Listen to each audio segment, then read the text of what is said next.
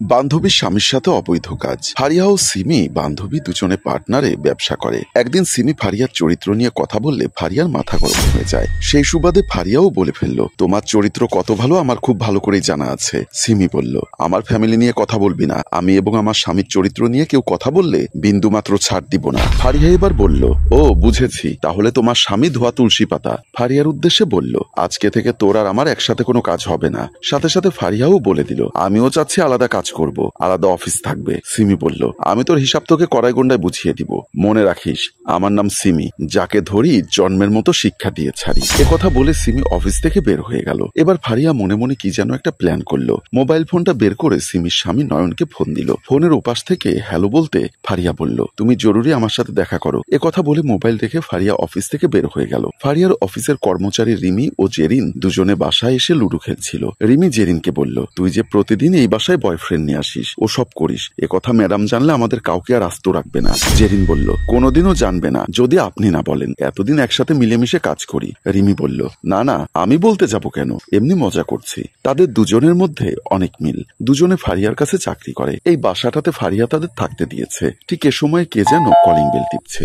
জেরিন আর রিমি দুজনে আসলো। এসে দরজা খুললো। দেখলো তাদের অফিসের বস ফারিহা এবং সাথে একটা ছেলে। দুজনে ভেতরে ঢুকলো। ফারিহা জেরিনকে বলল, দরজা ভালো করে বন্ধ করে দাও, তোমরা অবাক হয়ে গেছো মনে হয়। অবাক হবার কিছু নেই, এর নাম নয়ন, আমার পার্টনার, সিমির স্বামী। এবার জেরিন বলল, কেমন আছেন? হাসিব বলল, ভালো আছি, তোমরা কেমন আছো? জেরিন বলল, আমরা ভালো আছি ম্যাডাম। ফারিহা বলল, দরজার চাবি কোথায়? জেরিন বলল, এই তো আমার কাছে, চাবি আমাকে দিয়ে দাও, কারণ আমার সাথে নয়ন আছে তাই। জেরিন আর রিমি কিছুই বলল না। ফারিহা বলে গেল, আর তোমরা দুজন বেডরুমের দিকে আজকে যাবে না, এখানেই থাকবে, অন্তত পক্ষে আমি যতক্ষণ ডাকবো না। কথা বলে ফারিহা হাসিবকে সাথে নিয়ে ভেতরের রুমে চলে গেল। রিমি জেরিনকে জিজ্ঞাসা করলো, আমাদের ম্যাডামের আজকে কি হয়েছে, কিছুই তো বুঝতে পারছি না। জেরিন বলল, বড় লোকের মেয়ে কখন কি করে বসে বলা তো যায় না, আমাদের দরকার কি বাজে খবর রাখা।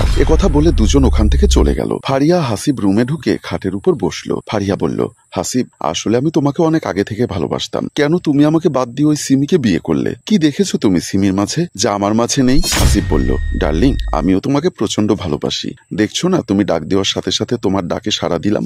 কথা বলে হাসিব ফারিয়ার দিকে ঝুঁকে পড়ল এবং মনের কামনা মেটানোর জন্য অস্থির হয়ে গেল। ফারিহা বলতে লাগলো, কামান ডার্লিং, কাছে এসো। কথা বলতে বলতে ফারিহা হাসিবের শার্টের বোতাম খুলে ফেললো। এবার দুজনে মিলে একাকার হয়ে যাবার সময় হুট করে ফারিহা ধাক্কা মেরে হাসিবকে ফেলে দিল। বলল, ছি ছি, তোমার গায়ে কি বিশ্রী গন্ধ, আগে ওয়াশরুম থেকে ফ্রেশ হয়ে এসো, তারপর সব হবে। হাসিব আর কিছু বলল না, বাথরুমের দিকে চলে গেল। এবার ফারিহা উঠে ওয়াশরুমের দরজার সিটকানি লক করে দিল। এই সুযোগে মোবাইলটা বের করে ফোন করলো সিমির কাছে। বলল, তোর স্বামী কোথায়? সিমি বলল, আমার স্বামী অফিসে। ফারিহা বলল, জি না, তোমার স্বামী আমার সঙ্গে রঙ্গলীলায় মেতে আছে। সিমি বলল, দেখ ফারিয়া, তোর সাথে দ্বন্দ্ব আমার সাথে, তাই বলে আমার স্বামীর নামে আজে বাজে কথা বললে আমি কিন্তু মেনে নেব না। ফারিহা বলল, ওলে বাবালে, তাহলে তোমার নিজের চোখে এসে দেখে যাও আমার বাসায়। সিমি বলল, ফোন রাখ, আমি এখন আসছি। কথা বলে ফোন রেখে দিল। একটু পরে সিমি আসলো। ফারিহার বাসার কলিং বেল টিপতে দরজা খুলে দিল। ফারিহা বলল, ওয়েলকাম ওয়েলকাম, সুস্বাগতম। সত্যি তোর গায়ে তো দেখছি আমার স্বামীর শার্ট। এবার ফারিহা হাসতে হাসতে বলল, যে মহিলা নিজের স্বামীকে ধরে রাখতে পারে না,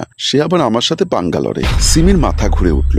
সত্যি তো, ফারিহার গায়ে আমার স্বামীর শার্ট কোত্থেকে আসলো? তারপর সিমি মনকে শক্ত রেখে বলল, আমি বিশ্বাস করি না, কোথায় আমার স্বামী? আমি সচক্ষে না দেখা পর্যন্ত বিশ্বাস করব না। এবার ফারিহা বলল, তাহলে তো প্রমাণ দিতে হয়। এই সোজা ডানে একটা ওয়াশরুম আছে, ওটার ভেতরে ঢুকে দেখ। এবার সিমি কথা না বাড়িয়ে ওয়াশরুমের দিকে চলে গেল। সিমি ওয়াশরুমের দরজা খুলে দেখলো সত্যি তো তার স্বামী এর ভেতরে এবং গায়ের উপর লিপস্টিকের দাগ। সিমির অনেক রাগ উঠে গেল। স্বামীকে বলল, আমি তোমাকে অনেক বিশ্বাস করতাম, তুমি আজকে এমন জায়গায় আঘাত করেছো, সারা জীবন সেই আঘাত মুছবে না। হাসিব বলল, তুমি বিশ্বাস করো, আমার কোনো দোষ ছিল না। ফারিহা আমাকে ফোন করে ডেকে এনেছে, আর আমাদের মধ্যে কিছুই হয়নি। আমি তোমার ছিলাম, তোমারই আছি। চুপ বেয়াদব, একটা কথাও বলবি না। তোর শরীরে যখন এই কুর্তি স্পর্শ করেছে, আমি আর তোর সাথে নেই, আজকেই তোকে ডিভোর্স দিব। এদিকে ফারিহা হাসতে হাসতে ছোট্ট করে সিমির কানে কানে বলল, সবে মাত্র খেলা শুরু, বাকিগুলো দেখার জন্য অপেক্ষা কর। সিমি স্বামীকে ধরে নিয়ে গেল। ফারিহা তার দুই অফিস সহকারীকে নিয়ে বলল, সম্মানিত দর্শক, আপনাদের উদ্দেশ্যে বলছি, আমাদের সাথে লাগতে আসবেন না। যদি লাগতে আসেন,